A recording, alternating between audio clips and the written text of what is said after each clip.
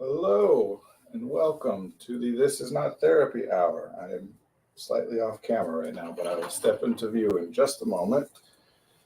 Had to put a cardigan on over my t-shirt so that I can appear professional. Um, Welcome. I am Brandon Tessers. I am a licensed therapist, but this is not therapy for very, very many reasons. It's just me today again, as with last week. Caitlin Miller, who usually joins me, is not available today, unfortunately. Hopefully we'll be able to have her again soon. But in the meantime, it's just me and you. And this stream, the This Is Not Therapy Hour, it's not therapy, but what it is an open conversation. I'm here to talk with you all. And it's wonderful when those of you here, some or any of you, get involved in the chat and write things, put comments in the chat that I can see, because then I have a better idea of what you're thinking and wondering and feeling and whatever it is that you're saying. But if not, when someone isn't chatting, I'm still doing my best to keep in mind what you are thinking and wondering and wanting to talk about. I just have to, base that on my guesses about who you are and what you're thinking and feeling. I'd always rather have more information to inform those guesses than less. So I invite you all to participate in the chat, ask questions, give comments, just like any other conversation. When two people or more than two people are having a conversation, the point is that if you're paying attention to me and listening to what I'm saying, then that's having some impact on you. It's sparking some thoughts and impulses about how to respond. And it's the same in reverse, right? That I'm paying attention to you to the best of my ability. And when you say things, it impacts me and prompts responses. I will be talking about whatever's just on my mind to start this off, so that I'm not sitting here in silence, which is a thing I am not very good at doing just generally. I'm a talker. I came up a few weeks ago, a commenter. I could talk for a long time about nothing meaningful. I like talking. But I'd much rather have a conversation. I like to speak and then listen and speak and then listen. It's much more enjoyable for me and just effective and valuable than just me talking. I run a small therapy practice called Effective Artistry. We're based in Northbrook in Illinois. We do individual, couples, and family therapy for people in the state of Illinois. We also work with a few executive functioning coaches who can do executive functioning coaching work with people all over the world. If you're interested in any of that, take a look, effectiveartistry.com, reach out, let us know. What else?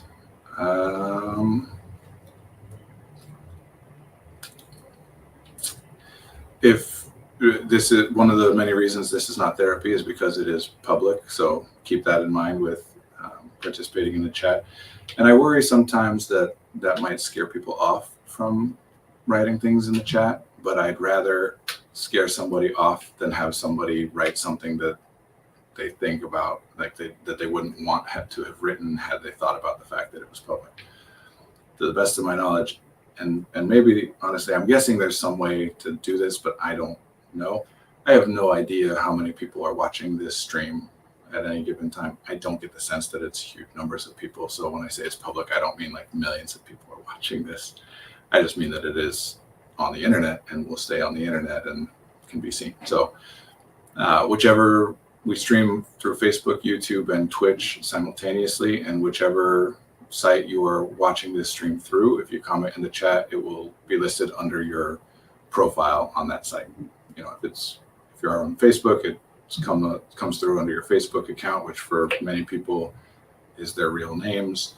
If you're on YouTube, it comes through your whatever Google account you're using that you're logged into, and Twitch through your Twitch account. So if there's something that you want to discuss but don't want connected to your real name or whatever, then I think it's relatively easy and quick to set up an anonymous account that won't have your real information on it on one of those sites. So I'm just throwing that out there. yeah, I don't mean to make it sound like it's scary, but I also would rather err on the side of caution, even though I want you all to feel as comfortable as possible chatting. I think that's it for the announcements. So here we are.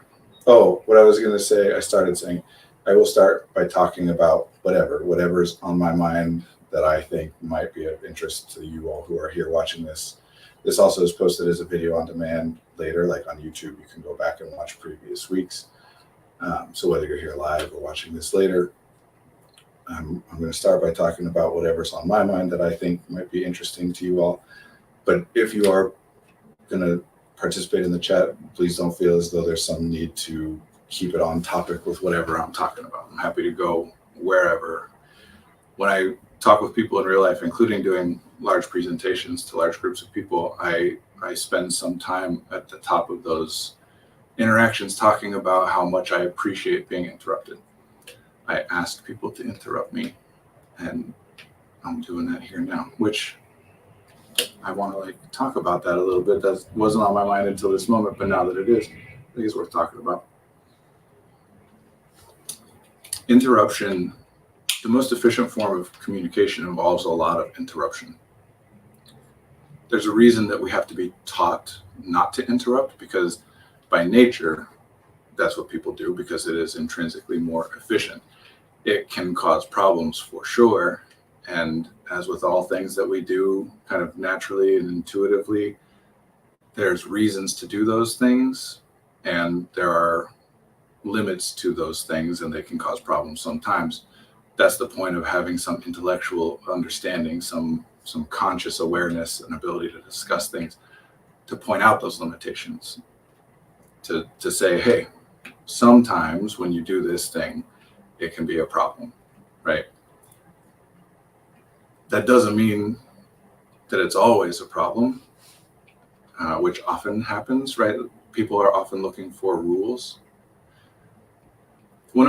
So there's a phrase in the United States, at least, might be other places as well, but that's the exception that proves the rule. It's a phrase that people generally use. So person A will say, here's how things work. And person B says, well, look at this specific example of something that doesn't go the way you just said how things go. And then person A will say, well, that's the exception that proves the rule. Somehow it's a phrase that is used generally to convey the fact that you just pointed out an example where the thing I'm saying doesn't happen somehow makes it even more valid that what I'm saying is how things happen. Obviously, that's not the origin of that phrase, because that's a ridiculous thing to say.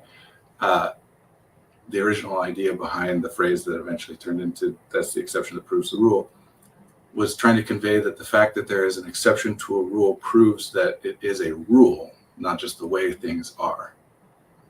I have a group of friends who habitually interrupt each other and talk over each other, and it drives me up the wall. Ooh, yes,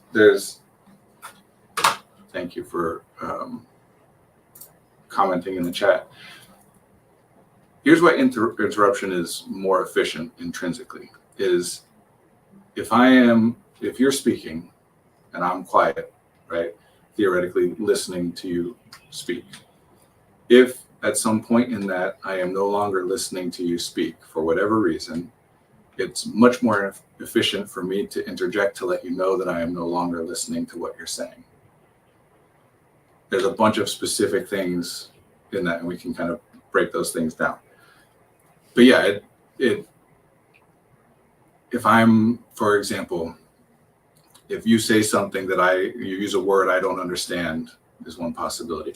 And now I'm trying to figure out what you meant by that, but you're continuing to talk about something else, and I don't follow along anymore because I already got lost on, I lost your meaning here. Much more efficient for me to say, hold on a second, what does that mean? I don't know what that means. Oh, okay. Now keep going, to get back on the same page. Because otherwise, if you keep talking, I'm going to have a hard time listening and understanding things after that point, right? There are a bunch of specific things that can happen that are going to make it so that you continuing to talk while I sit there and not say anything is not actually efficient communication because you're saying a bunch of stuff that I am not hearing and can't follow. Sometimes it is, yes. So like, okay, I've heard enough. I have a response to what you've already said. So let me now share that, because otherwise I'm just trying to remember this thought and wait until it's time for me to talk. I'm usually fine with interruption if at the end someone tried to bring the conversation back to the person they interrupted, but I hate it when they interrupt with their own tangential thought and just never get back to the other person. So partly what you're talking about is specifically in larger groups, which is the larger the group, the more likely it is that interrupting is going to cause problems for at least some members of that group. At the root of it, here's a fun exercise. Let's do this together. I might have done this on the stream before, but go ahead and say something to me out loud. Obviously, I won't hear you, but it's just an exercise. Say something to me out loud, whatever you want. Tell me a story, tell me about a game you like or a movie or whatever. But you have to follow this rule. You have to consciously consider every single word that you use before you use it. Go ahead. And if you started saying something out loud, great. But even if you didn't, immediately it should be clear to you that that's not how you normally talk. So I'm trying to make it clear to everybody that no, we don't hear every single word that we ourselves say. We definitely don't hear every single word that every other person says. In American English, again, I'm not saying that this isn't true of other things. I'm just trying to reference the thing that I know. In American English, there are some words that have what we call weak forms. That's another way to kind of prove this point, that if you spell F-O-R and ask somebody how that word is pronounced, they'll say for, because in isolation, that's called the strong form of that word, for. But if you ask someone to use it in a sentence, like inviting somebody to their house to have dinner, then what's actually pronounced is not for, it's f. That if we say, hey, do you want to come over for dinner? Do you want to come over for dinner? In fact, if we pronounce it with the strong form, it sounds really weird. Do you want to come over for dinner? Do you want to come? I'm trying to say it as quickly and fluently as I can while using it. Do you want to come over for dinner? You want to come over for dinner? It's weird and unnatural. You want to come over for dinner? It's literally just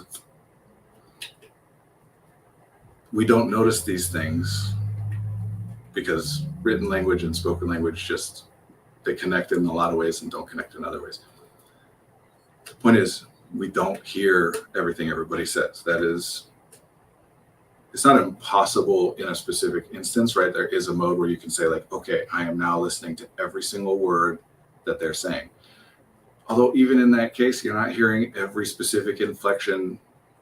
Dialogues and accents are dialects and accents are a good example of this. It's like when you're writing a business email and have to not use contractions. I am unaware of this guideline. Is this a general guideline or is this something specific to your work that you're not supposed to use contractions in your business emails? That's wild to me. That would make the writing so unnatural and much more costly and difficult to write, which would just be a severe blow to efficiency if you're imposing weird, arbitrary rules on people like that. Huh. What was I saying? I don't remember. Oh, well, that is an example of one of the problems with interruption, right? Is if I'm trying to say something and somebody interrupts me, and now I'm thinking about whatever they said and responding to that, and then I want to get back to what I was thinking of before and I can't get back to it, that can be very frustrating. And so obviously when we have an experience like that, we want to finish what we were saying, but we can't remember it. That's an instance in which we're going to get very annoyed or frustrated with the person who just interrupted us. Not every time, but a lot of the time, because we're going to say, I was trying to say something.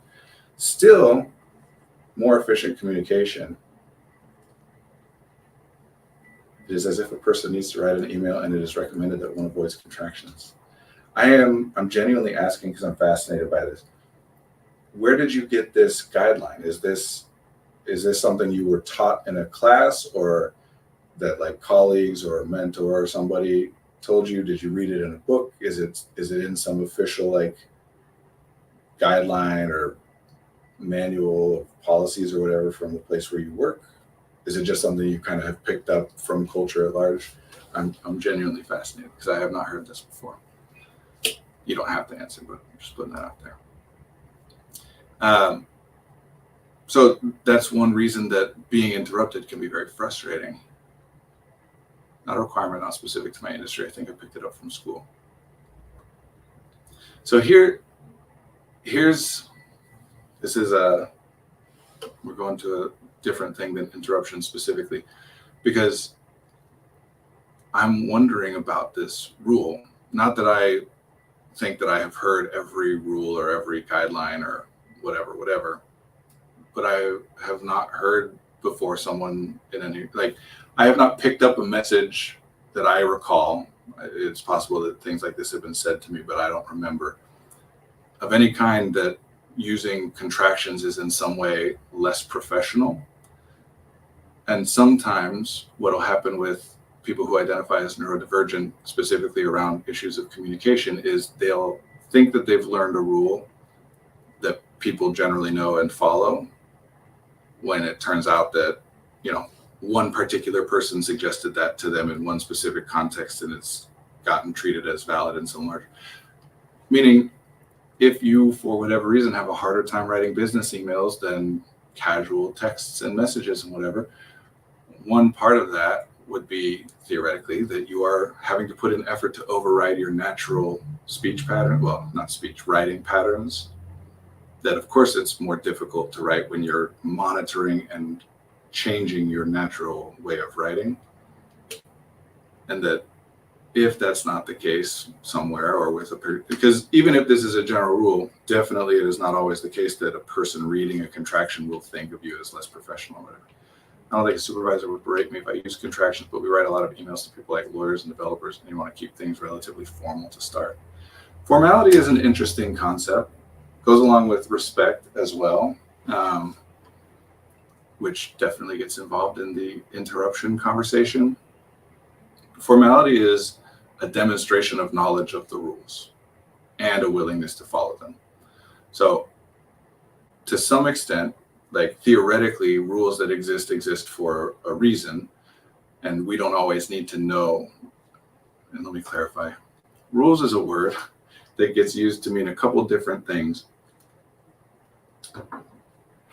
So let me disambiguate that. Some rules, like the word rules, is used to mean like a regulation, meaning an edict, a declaration that someone with some measure of authority has given with the promise of reward or threat of punishment if it is violated. Stay off the grass is a rule in that sense. Be home by 11 is a rule in that sense. A rule that someone with authority has set with an expectation that you do it, and if you don't, there is some consequence to that. Another use of the word rules is like in the phrase general rule of thumb, as a general rule.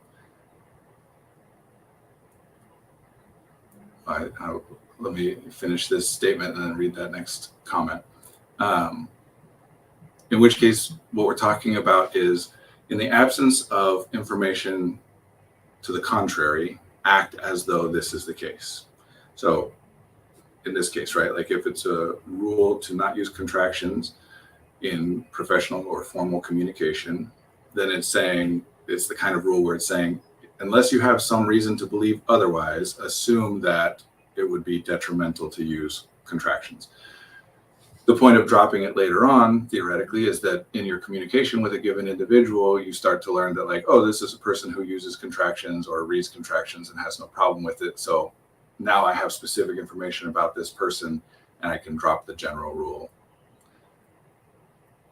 If there's a rule where, like, every time you're following it, it turns out, or the vast majority of the time, if it turns out that people don't seem to care, then eventually, theoretically, sooner or later, you start to question, well, maybe I should, if more than half of the time people respond better the other way, then maybe I should start defaulting to that as my general rule.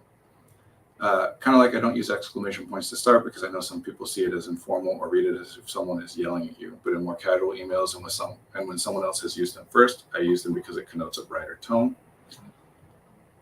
If a client emails and has not used any contractions, I avoid them. But if we're 3 emails in and they've used an exclamation point in a friendly way, I might let loose and throw in a contraction or two. Yeah, I like all that. That all makes sense. And regardless of the validity of the rule and the fact that it may actually be important and dictate things about how people are receiving your communication, that doesn't change the fact that it is more effortful to do it. Remember, the exception that proves the rule originally was meaning the fact that there's an exception to the rule proves that it's a rule. Anything that is just how things are is not a thing where we need to talk about it as a rule.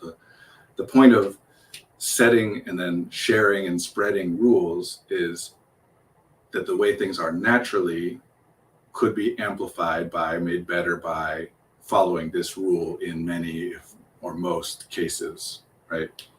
So if there's an exception, yeah, there's an exception. This is a rule. Like, no one ever had to teach you a rule. There's no rule in our culture of like, remember that you have to breathe. The rule is if you don't breathe, you'll eventually die. You don't need to spread that as a rule because it's just how things are, right?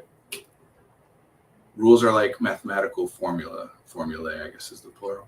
They're like, theoretically, they're based on some thought, some experience of, oh, in this case, it would have been much more beneficial to act in this other way than the intuitive, natural way. And then I notice another instance where that also applies and other people are, so we start spreading around this rule. That's not how it always is. And generally, these kinds of rules are infrequently correct. Otherwise, it would be the intrinsic way. So like, don't interrupt is an important rule, but only in particular circumstances. And formality is a big thing there. I don't think it's super important. Just as someone relatively new representing my department, I try to be careful with first impressions, especially when I don't have much context for who's on the other end. But it makes sense to me. I can understand it, especially if you're talking about, so formality, what we're talking about when we're being formal is you have to be aware of the rules about what conduct, what dress, what things that people perceive you doing, so behavior or appearance, whatever, which things are considered to be formal or not. And that's arbitrary. And just to clarify, because people will often think arbitrary means random or nonsensical or whatever. Arbitrary means as determined by an arbiter. An arbiter is a judge, the person. So arbitrary just means it's that way because someone or many someone's said that's the way that it is. Some things, like formality, for example, can only be arbitrary because someone or some group of people have to dictate, like, this counts as formal, this does not. There's no other intrinsic meaning of formality besides the fact that there are some rules set to it, right? Rules, not intrinsically true things about how things are, but statements that have been made. Theoretically, and hopefully there are reasons behind why those arbitrary points were made, cutoff points. So like a fun question in linguistics is when is a pile a pile? One piece of straw on the ground is not a pile. No one would say that it is a pile of straw. A million pieces, everyone would agree, is a pile of straw. Where exactly is the cutoff point between that's not enough straw to be called a pile and now it is like 4,999 pieces of straw you can't call a pile, but 5,000 you can't? The point is that these cutoff points are arbitrary. Sometimes the arbitrary cutoff points are actually encoded into things like laws and regulations where it is official, even though it was still determined arbitrarily. Arbitrary does not mean bad, right? Like, as a general rule, most people would be on board with the idea that like 3-year-olds should not be drinking hard alcohol, for example. If anyone disagrees with that, there's probably not many. And most people will agree with the statement that adults at a certain point should be able to drink hard alcohol if they want.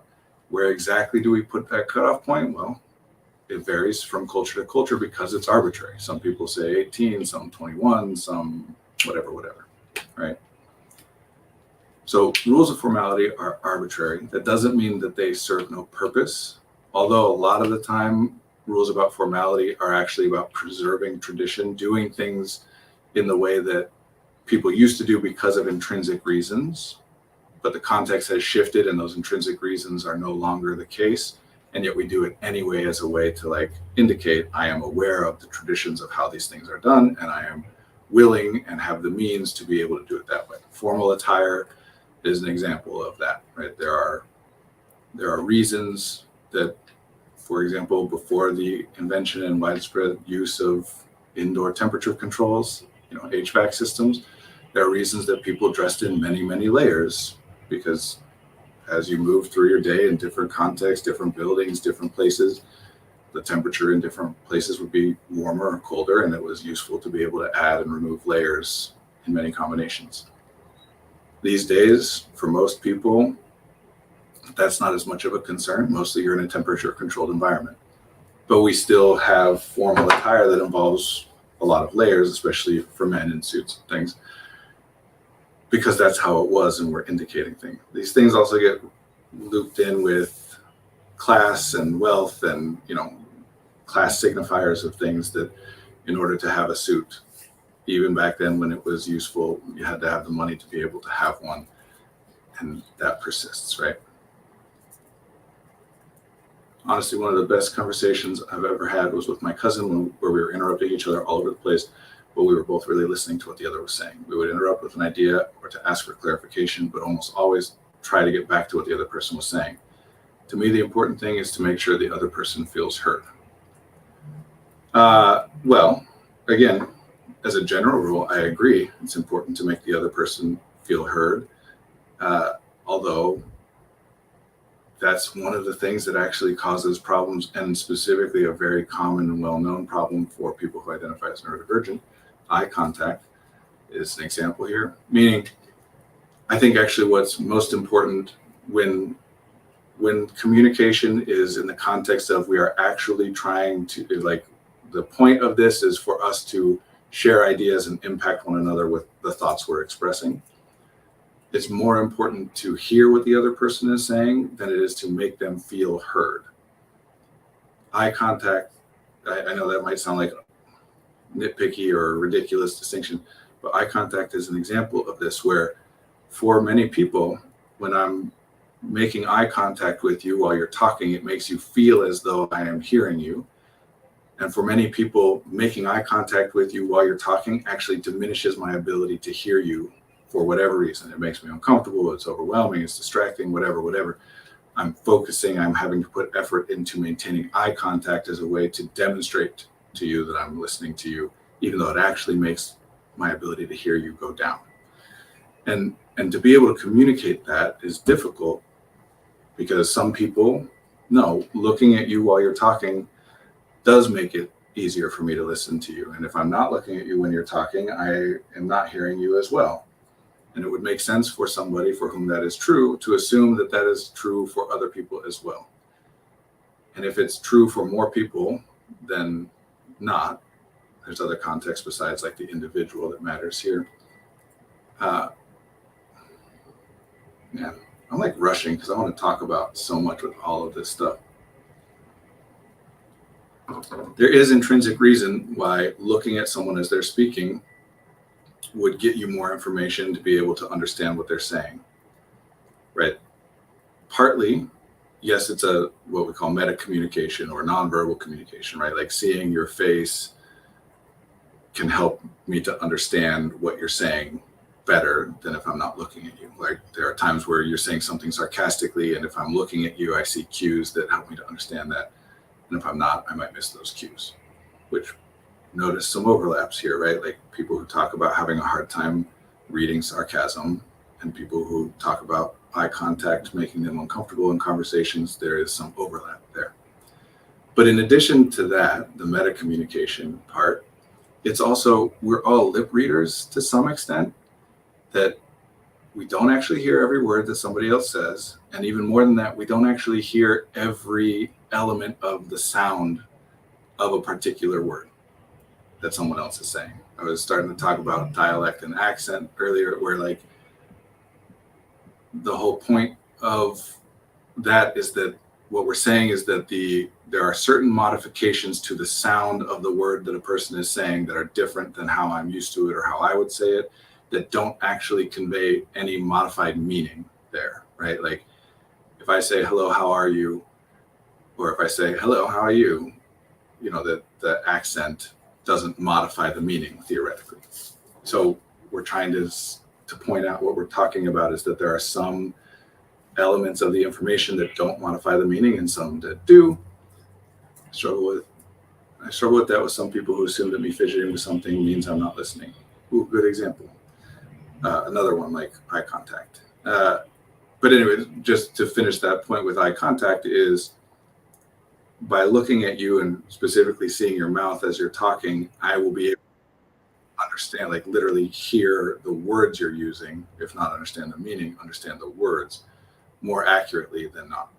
And especially if I am someone who has difficulty with auditory processing, which is a very common neurodivergent struggle. In my experience so far, and I've talked to a lot of people about this, the discomfort with eye contact during conversation is due to how much information it gives me. Even those of us who do feel uncomfortable making eye contact sometimes will say that why it's making us uncomfortable is because, oh, it distracts me and I can't remember what I was going to say. Well, distracting meaning I'm getting information from looking at you that bumps out the information about what I was trying to say. Sometimes people will talk about it being too intimate, but pretty much it all boils down to if I'm looking at you, I get a lot of information. And you don't always need that information. So it's not necessarily a problem not to look at somebody. And if looking at you makes me uncomfortable and I'm overriding that with effort to make myself do it, then it's definitely making me hear you less. Even if I'm getting information I wouldn't otherwise have gotten, my working memory is being dedicated to monitoring and controlling my behavior to some extent, which diminishes my capacity to hear you. So now switching to fidgeting, which is a similar thing, right? This, when I said formality and respect are related, same deal, right? Like respect is a set of rules, arbitrary rules. No, let me say that differently.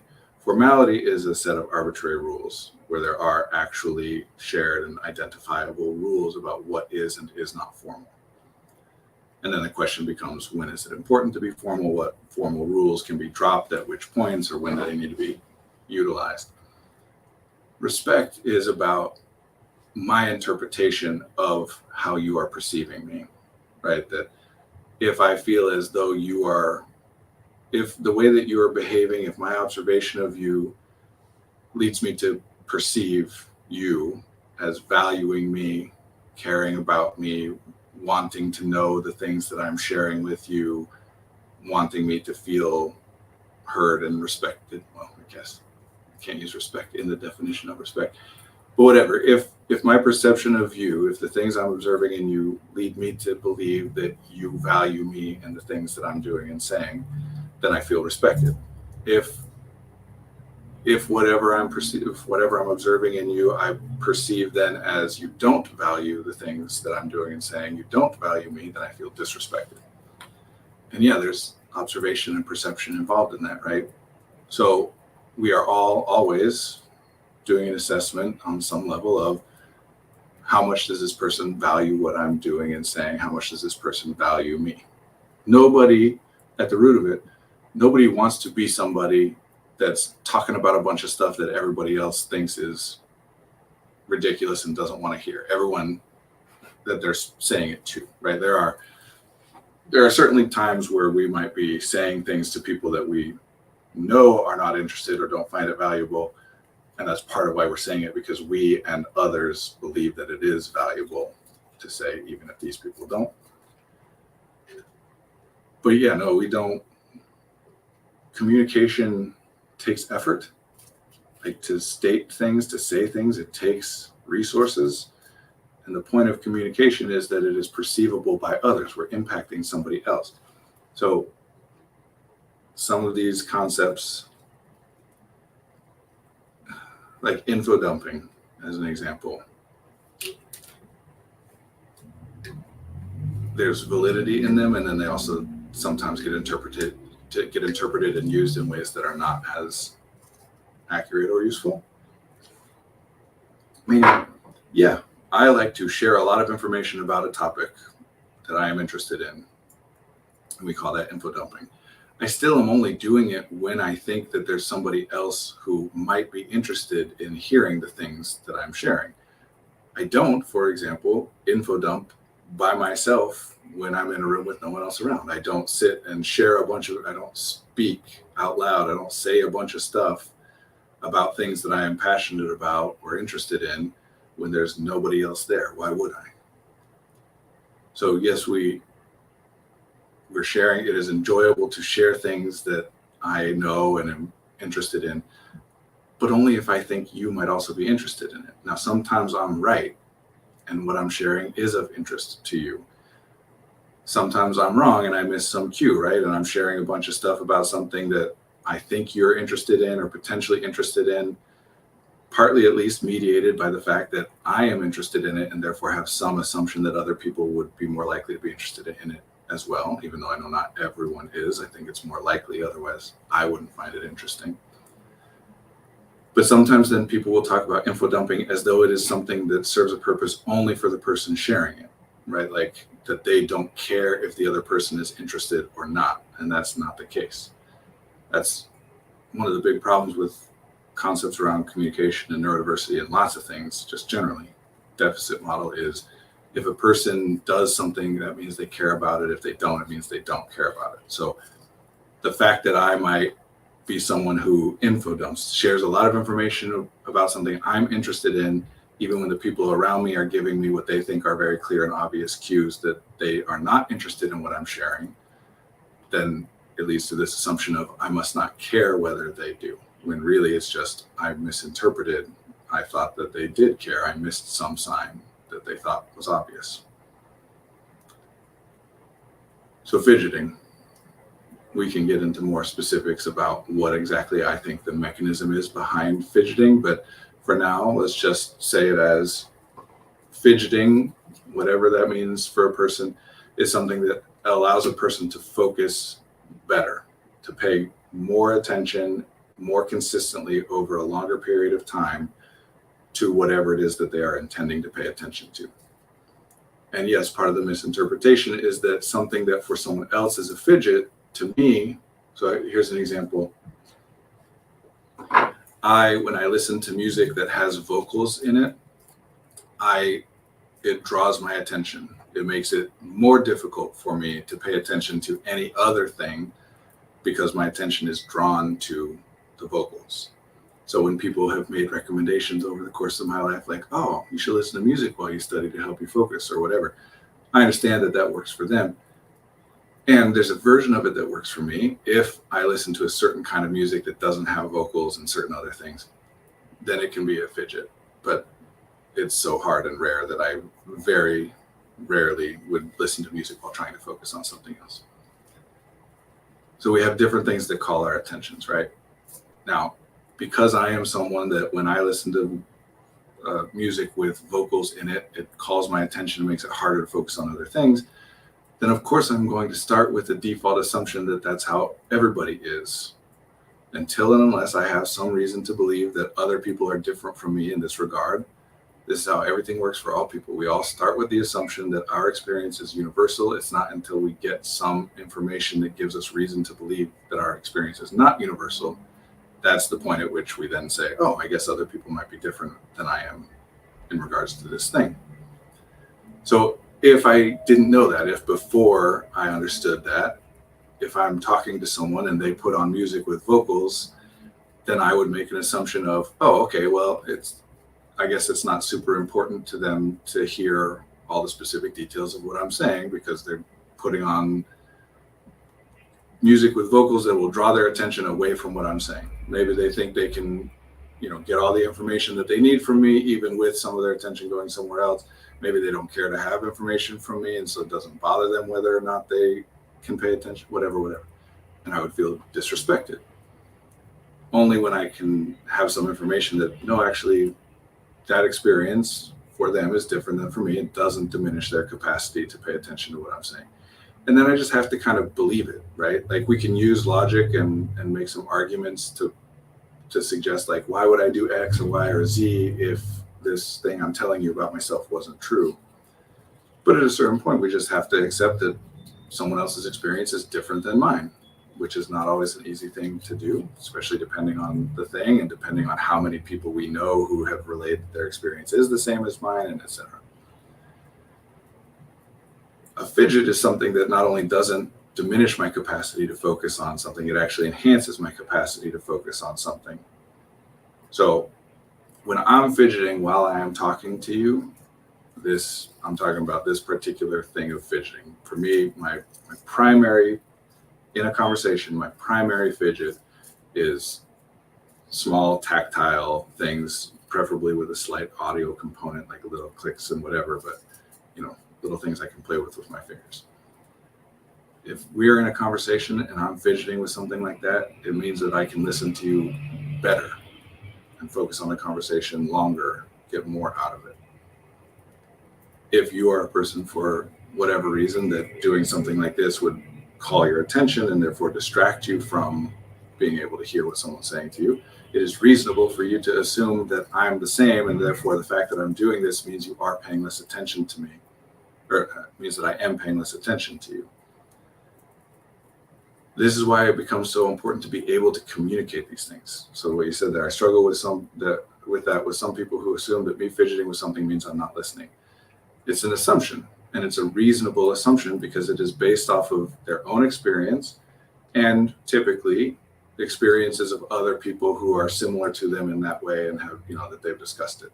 That they just generalize in a way that isn't true, right? Like, they think of it as a universal thing when it's not the case. You are an exception to that rule, but they don't start from that point of view. They assume that it would be distracting to you the same way it would be distracting to them. Yes, that does mean that it's important for us to be able to communicate. And I understand arguments that people would make about, well, the burden shouldn't be on me to have to express and communicate to them, like, no, this actually enhances my ability to focus on you. They should just be understanding and accepting and tolerant. And I believe that generally, yes, people should be understanding and accept. But expecting people to already know stuff about you is not the same as expecting them to be understanding. Being understanding would mean that when given information that my experience is different than theirs, that they hear it and they believe it and they internalize it, not that they can somehow intuit it or predict it, right? So yeah, I do need to be able to communicate to people, just in case, especially if I'm worried about it, because if I'm worried about it, now I am paying less attention to them because I am worried, I'm thinking about something. So it's then important for me to say, hey, just so you know, I'm concerned, because sometimes people will think that when I'm doing this, that it means that I'm not listening to them. And so I just wanted to clarify to you that actually doing this helps me to listen and focus better. So I'm doing it because it is very important to me to hear what you're saying and focus on what you're saying, even though it runs the risk of having someone think that I'm not being respectful or not paying attention. It's just that important to me to hear. I'd rather take that risk, but I want to communicate it to you so that you don't think that that's what it is. I hope that I'm making allowances for different ways of engaging in a conversation. I try to, at least, and hopefully my experience being on the other end helps with that. But it still matters to me how someone I'm talking to engages with the conversation. Of course it does, and it should. We're not doing this for no reason. There are reasons that we are trying our best to assess whether the other person is listening to what we're saying. It impacts whether we're communicating something clearly. If I'm saying something and I have a sense that you're only hearing like every 15th word that I'm saying, then if it's something where precision is important to me, then I'm going to say, hey, hold on, let's focus in here, right? Because I want to make sure you're getting the details. My assessment of whether you're paying attention to me could be incorrect. And then in response to what I say, you would then be prompted to respond and say, no, I am paying attention. I'm hearing you. Maybe even the thing that you're doing that makes me think you're not paying attention actually makes it so you pay more attention, etc. It's a big struggle during meetings. Really wish I could bring my cross stitch into my cubicle so I can listen better. There's just so many different ways to go with that. We can talk about replacement fidgets and stims. Give me another year at this position. Maybe I won't care if a coworker walks by and sees me embroidering something during the all-staff meeting. Well, the timing is not what matters. It's the communication that matters. So one of two things. Either when you're saying, give me another year, maybe I won't care. Either you're saying that maybe you won't care because you will be firm and confident enough in your position that even if someone has a problem with what you're doing, it won't bother you. It won't negatively impact you in any way. Or maybe you're saying that maybe I won't care because by that point, everyone will know about me, that doesn't diminish my capacity to pay attention. It actually helps it, right? In either case, the time isn't the most relevant variable. If it's the first thing, then it's a matter of once I'm secure in my position enough that other people being annoyed by this thing won't cause me any problem. If it's the second thing, it's about how quickly or how long it takes for people to understand that you doing that doesn't inhibit your ability to pay attention. And that is something that can go faster the more you're able to communicate it to other people. Does that mean that you can say it one time and everyone will understand it and remember it forever? No. Sometimes that happens, but mostly no. None of us hear everything that none of us hear everything that we say. So yeah, none of us hear every single thing somebody else says. And even of the things that we do hear, we remember very, very little of it long term. I mean, we remember little of it short term. Every moment that passes, less of it is remembered. But especially when it comes to long-term memory, something you said a year ago, I'm going to remember. And I'm talking about myself here, and I have lots of evidence to support the statement that I am unusually good at remembering what people have said in specific detail for a long period of time. And still, I remember a small fraction of what you said a year ago, because there's no other possibility. Anyway, yeah, when this plays into a larger conversation about diversity. Diversity is a characteristic of a group, not an individual, right? That if a group is diverse, it means that members of that group, elements of that group differ from one another. The more diverse the group is, the greater the differences, either in total volume of differences or in the intensity of specific differences or some combination. The more there are differences, the more differences there are, the stronger the differences are, the more diverse the group is. The fewer differences and the closer together those differences are, the less diverse the group is. Diversity is a strength. We talk about it all the time, hopefully, many of us anyway. Diversity is a strength because when I am trying to do something, it is helpful to have people with different experiences, different perspective, different understandings than me, because they will see different things than I will see. There are things that I have no information to be aware that this is going to be something that doesn't work or even causes a problem, but somebody else might have information that allows them to know that and they can communicate that to me. So diversity is a strength. There is, as with all things, no matter how valuable, there is also a cost. And when we settle into this binary like morality thing, when we gloss over that, it causes problems. Diversity is a strength because it means we have different ways of seeing things. Well, communication becomes more difficult the more differences there are in how we see things. If I, as an extreme example, if we get a group together of 10 different people, each of whom speak 10 different, each of them speaks a different language from the other 9, none of them share a language. That's a very diverse group. But if what we're asking that group to do, if the purpose of that group involves anything about communication, it's actually at that point so diverse that it inhibits the ability to do the work. So it's an optimal balancing point. Depending on the group, depending on what we're trying to accomplish, we're balancing ease of communication. The more everybody's the same, the easier it is to communicate. But also, the more prone we are to mistakes and errors and groupthink and all kinds of problems. The more diverse we are, I guess I didn't do this consciously, but it's interesting that I put diversity at the top. Neurolinguistic programming is an interesting. We put things at the top. We associate things that are higher numbers, whatever, with things that are better. So when I see myself doing that, obviously it's an indication that I think of diversity as the better option, and obviously I do. But also, we need to still be able to communicate if it's a task that involves communication. So you're balancing cost and value there. And that goes both ways, right? Like if we're going to make the argument that a group of people should be understanding and accepting of our differences, which I would argue that in all contexts, we also have to understand that means that we can't rely on them having assumptions that are similar to ours as much, because we know we're different in some particular way. If you know you're different in a particular way, then believing that other people should just already know about how things are for you in ways that those differences impact can be understandable and valuable. And it's not a question of fairness or equality or anything, but it isn't practical. If you know you're different, then you should also assume that other people, that means they're different from you, right?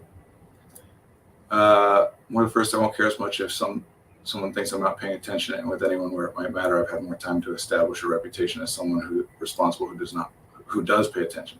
So if I'm doing something else during a meeting, it's probably fine. Did you ever learn about that one anecdote about communication that was about a group of people deciding what to do that day, and they ended up taking a trip none of them wanted? I should know the name of it. A trip to blank. I don't know this story, but I would like to. It's interesting. If you can find out, I'd like to know about it. So your response there, where it's the first one, what you're saying then, and this is a strategy that all humans use. It's a strategy that is the only strategy for every single human starts with only this strategy as a newborn baby, which is to make other people so happy that they just want to make you happy too, right? Even if you're not able to communicate to them what you want, if you make them happy enough, they'll just make their guesses about what you want. And when they're wrong, they'll try again. And when they're wrong, they'll try again if you make them happy enough. That's like an important part of being a newborn human, because newborn humans can't communicate the things that they're struggling with. They can communicate that they are experiencing pain and difficulty. They can't communicate any specifics. There's no precision to the communication. And parents will say, and I am a parent and I believe this, that, like you learn to distinguish their cries. Oh, that's the cry that means they're hungry. That's the cry that means they're tired. And that was my experience. But I don't assume that that's only because those cries were already distinct in some way, and what changed is that I'm getting better at learning to distinguish them. I think it's both. I am learning to understand this baby, and this baby is also learning to differentiate its communication in ways. Like, that's kind of the point of learning to speak, is that you become able to use more and more and more precision over time. A group of people collectively decide on a course of action that is counter to the preferences of most or all individuals in the group, while each individual believes it to be aligned with the preferences of most of the others. It's about a breakdown in group communication. I think about it all the time. I would imagine that's something that comes from game theory. That language sounds like game theory to me. And yes, that definitely happens. In fact, one of the things that I try to communicate to people a lot is, Abilene paradox. They all end up going to Abilene, Texas, I guess. That's the only Abilene that comes to my mind that I know.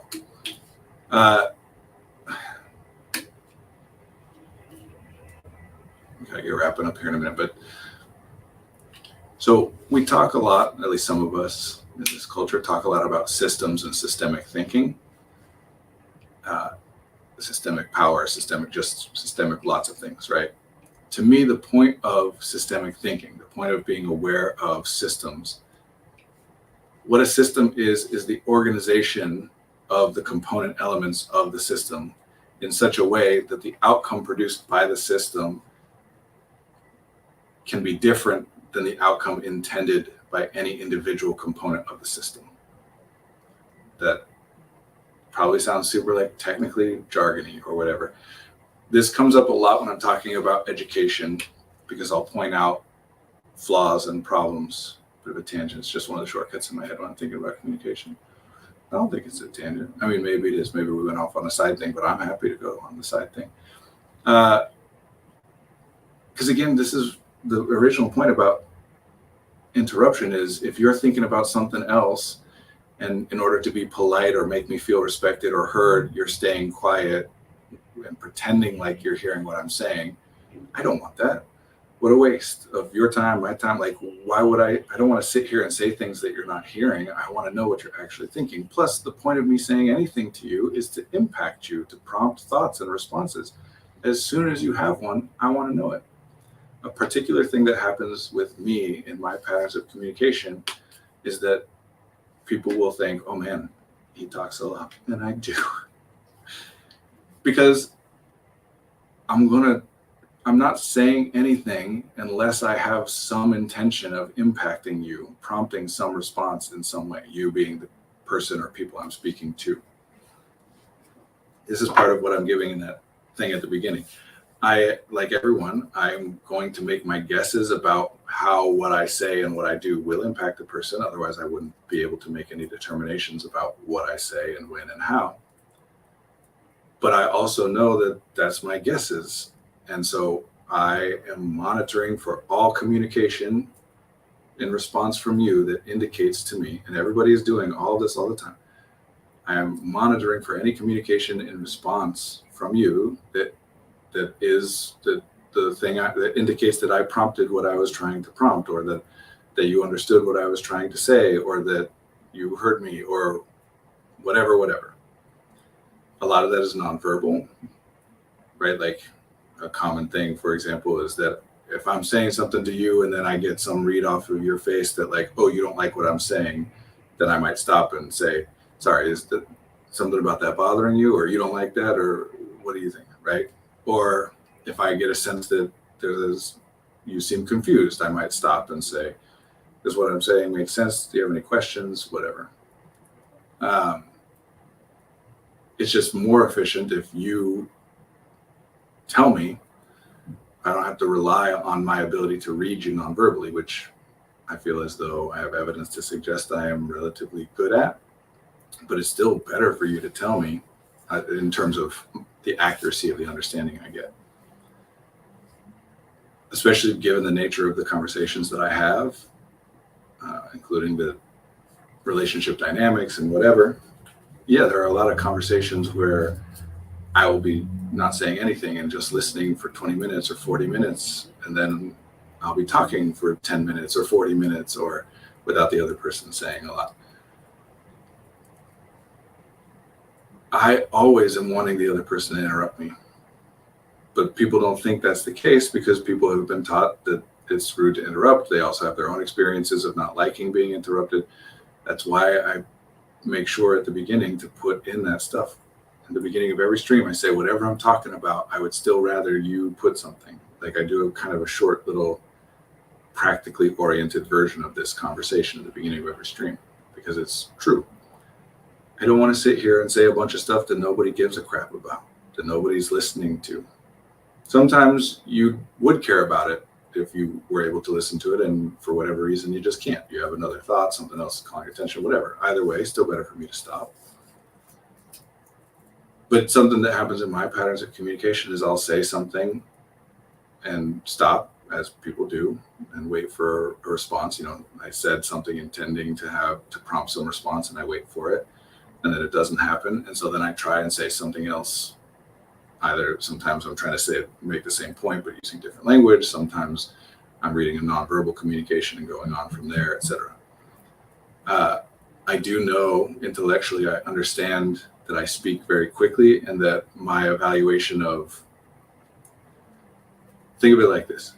If I ask you a question, if a person A asks person B a question and then stops and waits silently and expectantly, we would all agree that at a certain point, enough time has passed where that person is feeling pressure to have to respond, even if they don't want to, right? That we can weaponize silence. Like, I'm not saying it, like it's a rule in negotiations, right? That whoever speaks first has less power, etc. waiting and making the other person waiting creates a tension that puts pressure on the other person. It puts pressure on both people to say something in order to break that tension, that pressure. If I'm starting to feel tense and awkward and whatever and still being silent, then either I am thinking that your evaluation, your sense is different than mine, and you're not feeling tense and awkward, so I'm pushing myself to power through it and give you the time and space that you're comfortable with, or I am deliberately letting us both sit in that tension because I want you to say something. It's a way to get you to talk. I don't do that. I generally don't do that. I don't like that. I don't like that it's taught to educators. I don't like that it's taught to therapists and parents and people generally that that's something that you should do, that sometimes you have to make the client sit in silence and tension until they speak. Don't rescue them from it or whatever. I agree in not rescuing clients, but we'd have to define terms and blah, blah, blah, blah, blah. Something I'm intellectually aware of in myself is that my estimation of that time seems to go a lot faster than other people.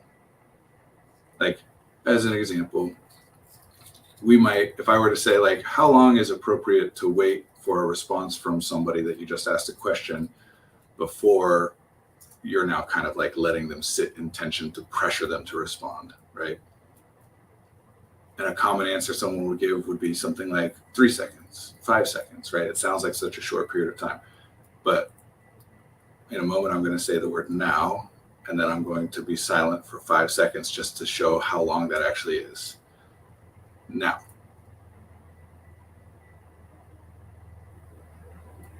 Doesn't that was 5 seconds. Doesn't that feel like, to me, that feels so long. And maybe other people that's not, right? I mean, I know that my sense of it is off from other people's. I know I have lots of evidence and have gotten a lot of feedback to suggest that sometimes I will wait for an amount of time that I think is enough time to make it clear that I'm inviting a response. And when you don't respond, I read that as, okay, there was no response that you wanted to put out. So let me try and say something different, give you more, prompt that response in some different way. And that will sometimes lead to conversations where I say something and stop and indicate in ways I think are clear that I would like to know your thoughts, your response. What do you have to say here? I don't get a response anymore, where the other person thinks that I'm just not stopping and they can't get a word in. I understand that intellectually. I do my best to adjust for it, both in like trying to make sure that I'm waiting longer periods of time, but it's not my intrinsic read. I'm not going to get it right. That's the point, right? Like when we know that we're different, we can do our best to adjust for it, but it won't be perfect. Another thing I can do to adjust for it is to explain it, like I'm doing right here. And part of the reason I invite people to interrupt me is for this reason. I am aware that sometimes when I am actually really want to hear the other person's response, that other people will read me as I'm still talking, and if they say something, it's interrupting me. One of the ways I can adjust for that, yes, I try and change my field of timing, but another is to explain to people, please interrupt me. I want to know what you have to say. I'm not talking to you at all if I didn't want to know what you have to say. And if it reads to you like I'm not stopping for you, just interrupt me anyway. That's very helpful to me. Pressuring someone, I struggle with that. I don't know what I'm providing. Someone respond or putting pressure on them to respond when they don't want to. Pressuring someone to respond sounds pretty domineering, but I do think people wait a long time to make sure you're done talking, by which time I've jumped in with a different thought. Yeah, and there's no hard and fast rule. There's no way to accurately read this or predict this all the time. You just do your best. Everyone is always doing their best. Not always, but when engaged in this kind of communication, we're doing our best to say, I'm now inviting or making space for a response. Think of it like if we're sitting in a group, right, and there's 6 of us, and this person here says, oh, I grew up Catholic, and this person says, I am Muslim, and it goes around the group, and everybody is saying what their religion is, even if nobody has asked me anything or stated that they want me. By the time 1, 2, 3, 4, 5, and now it's on to me in the circle, the pattern goes to me. If everybody just sits there quietly, then yeah, I'm reading that as, oh, they're waiting for me to say what my religion is, right? And there's other cues if everybody looks at me. And if one of my rules in group, something I learned from a mentor of mine, is we don't ever give responses in a circle, because as soon as we set that pattern, everybody then starts to look to the next person, look to the next person. Well, what if I don't want to jump in on that? What if I don't have anything to say, but everybody's now looking at me and expecting something? Is anyone doing anything wrong in that scenario? No. Is it unreasonable that I'm reading it that way? No, of course not. So it's not always intentionally domineering. It's just how it works. We're doing our best. Those 5 people don't know. Maybe I do want to say something and they're making space for it. Maybe I don't want to say something and therefore making space for it actually makes me feel pressure.